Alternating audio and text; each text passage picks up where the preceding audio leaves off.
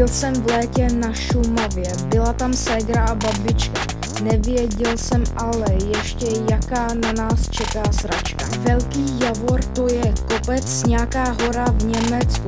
Jedeme tam, řekla bába, neodporuj blbečku. Německá bouřka, německá smrt, skoro jsem se domů nevrátil. Německá bouřka, německá smrt, svůj život jsem málem ztratil. Německá bouřka už nikdy víc, německá smrt ani za 1000. Počasí je občas vážně zmrt, německá bouřka, německá smrt. Něco bylo špatně už, když jsem do auta nastoupil. Dostával jsem znamení, že jsem těžce prohloupil. Řekl jsem to babičce, ona se mi vysmála. Je to materialistka, osudu se nebála.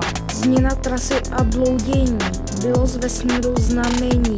Babička se pořád směje, myslí, že se nic neděje.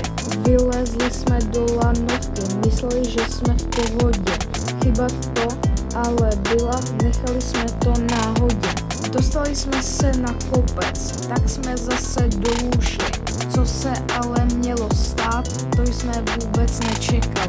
Německá bouřka, německá smrt, skoro jsem se domů nevrátil. Německá bouřka, německá smrt, svůj život jsem málem ztratil. Německá bouřka už nikdy víc, německá smrt ani za 1000. Počasí je občas vážně zmrt, německá bouřka, německá smrt. Hromy začaly lesem třást, kde začal z nebe padat. Pláštěnky jsme nasadili, pak jsme ale zabloudili.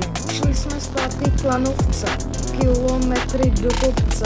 Lanovka ale nejela, protože bouřka zuřila. Mrzli jsme a čekali, na bábu nadávali.